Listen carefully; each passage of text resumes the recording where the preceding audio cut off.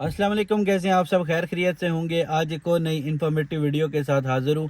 इस वीडियो में आज का जो इम्पोर्टेंट टॉपिक है वो बहुत ही ज़रूरी था। इस वक्त स्पेशली इस टाइम ये वीडियो बनानी बहुत ही ज़रूरी थी, जैसे कि आपने थंबनेल में भी देख लिया होगा। क्योंकि जो रेशो चल रही है माल्टा की, जितने वीज़े लगे हैं, अब सब भाइयों ने ट्रैवल करना है माल्टा में। अब बहुत सारे भाई, कुछ जिनको तो नॉलेज है, जो हमें रेगुलर फॉलो कर रहे हैं, जो सब्सक्राइबर हैं, देख रहे हैं, उनको तो मैं आगाह बाग करता रहता हूँ कि बताता रहता हूँ क्या पूछते हैं क्वेश्चन इमिग्रेशन एयरपोर्ट पे, माल्टा की तरफ से क्या पूछे जा सकते हैं, आपने कैसा रूट लेना है, सारी चीज़ें आपके साथ शेयर कर रहा हूँ। और क्वेश्चन कौन कौन से पूछे जा सकते हैं, क्या क्या डॉक्यूमेंट्स आपने साथ लेके जाना है, तो सारी चीज़ें इस वीडियो में बताऊँगा। वीडियो को शेयर करें और लाइक भी कर दें, चैनल को सब्सक्राइब कर दें अगर अभी तक आपने नहीं देखा। और अगर किसी भाई ने फाइल प्रिपेयर करवानी हो, लीज एग्रीमेंट, इंश्योरेंस, किसी भी किस्म का कोई भी काम हो, आप कांटेक्ट कर सकते हैं थ्रू व्हाट्सएप। तो चलें शुरू करते हैं आज की वीडियो।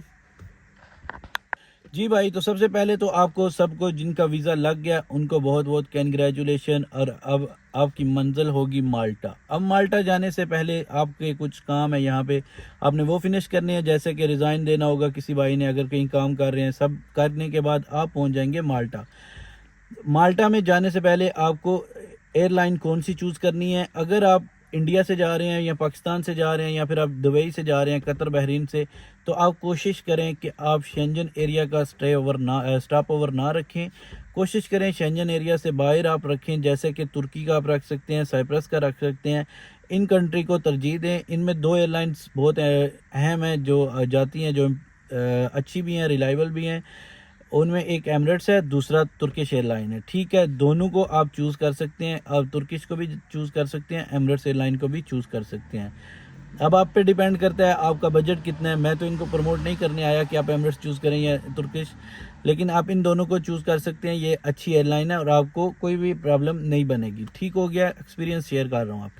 अब आपने यहाँ से फ़्लाई करना है। अब तुर्की पहुँचेंगे अगर, या साइप्रस 1 घंटा 2 घंटा, तुर्की का ज़्यादा स्टे होता है आपको पता है, लेकिन जो साइप्रस है वो 1 आवर स्टे होता है, उससे ज़्यादा नहीं होता। अब वहाँ से फिर आपको माल्टा लेके जाएंगे। माल्टा आप पहुँच जाएंगे।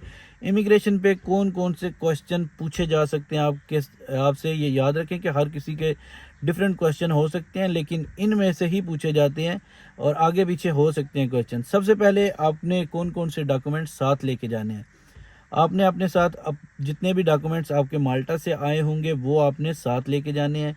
इनविटेशन लेटर हो गया, कॉन्ट्रैक्ट हो गया, प्रिंसिपल अप्रूवल लेटर हो गया, ये सारे आप प्रिंट करवा लें और अपने साथ एक फ़ाइल में रख लें। फिर आपने आ जाना है अपने, जो आपने यहाँ से अरेंज किए होते हैं, जिस कंट्री में आप रह रहे होते हैं वहाँ से अरेंज किए होते हैं अपने डॉक्यूमेंट्स। अब आपने अरेंज किए होते हैं, ट्रैवल इंश्योरेंस हो गई, और इसके बाद आपके जो एप्लीकेशन फॉर्म है और इस तरह की जितनी चीज़ें हैं वो भी आप अपने साथ रख लें। अब आप एयरपोर्ट पे जाएंगे, सबसे इम्पोर्टेंट होता है ट्रैवल इंश्योरेंस। ये किसी भी कंट्री में आप विज़िट वीज़े पे जाएं या दूसरे किसी वीज़े पे जाएं, आपको ये क्वेश्चन लाजमी पूछा जाता है और बार बार पूछा जाता है कि आपके पास ट्रैवल इंश्योरेंस है या नहीं।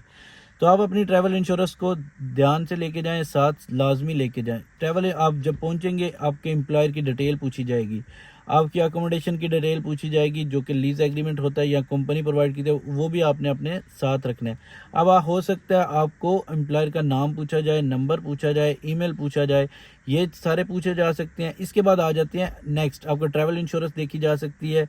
और इसके बाद आ जाती है अकोमोडेशन। अगर तो आपकी कंपनी प्रोवाइड कर रही है फिर तो कंपनी की होगी, उसकी भी डिटेल आपसे पूछेंगे, कहाँ आपने रहना है, कौन आपका होस्ट है। अगर आपकी कंपनी प्रोवाइड कर रही है आप बता सकते हैं कि मेरी कंपनी मुझे अकोमोडेशन प्रोवाइड कर रही है।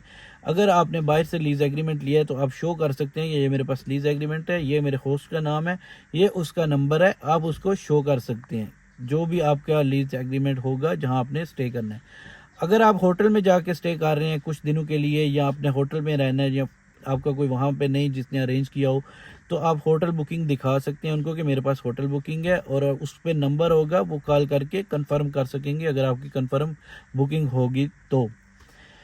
ये सारी चीज़ें क्लियर हो गई। इसके बाद आपसे पूछा जाएगा कि आपको किसने पिक करना है, आप कैसे जाएंगे, तो आप उनको बता सकते हैं। अगर कोई कंपनी का बंदा आपको पिक करने आया है तो ठीक है, अगर नहीं आया तो आप बताएंगे मैं वाया बस जाऊंगा या टैक्सी जाऊंगा, ये अपनी अकोमोडेशन पे। फिर ये सारी चीज़ें हो गई, क्लियर हो गया। इसमें वहाँ पे और कुछ नहीं पूछा जाएगा आप कहाँ से आए, ये पूछा जा सकता है कि आप काम क्या करोगे या आपकी जॉब सैलरी कितनी है। ये नॉर्मल क्वेश्चन है, ये आपने ऑलरेडी आपको पता है, ये मोस्ट इंपॉर्टेंट कुछ भी नहीं है। सिर्फ और सिर्फ आपने घबराना नहीं है, क्योंकि बहुत सारे भाई घबरा भी जाते हैं कि यार क्वेश्चन आंसर हो रहे होते हैं, क्योंकि आप ट्रैवल दुबई या कतर बहरीन वगैरह कर रहे होते हैं। फर्स्ट टाइम आप शेंजन जाते हैं तो थोड़ा सा चेंज होता है, माहौल का थोड़ा सा होता है ना, प्रेशर होता है। तो आपने घबराना नहीं है, कुछ भी नहीं है, वो नॉर्मली पूछ रहे होते हैं। आपके जो भी क्वेश्चन आंसर है आपने क्लियरली उनको आंसर कर देना है। तो ये आज की इंपॉर्टेंट वीडियो उन भाइयों के लिए स्पेशली जिनके वीज़े लग चुके हैं या जिनके लगने वाले हैं। तो आप उम्मीद करता हूँ वीडियो आपको पसंद आई होगी। वीडियो पसंद आई, लाइक शेयर, चैनल को सब्सक्राइब कर दें। मिलते हैं एक नई वीडियो के साथ, तब तक के लिए अल्लाह हाफिज़।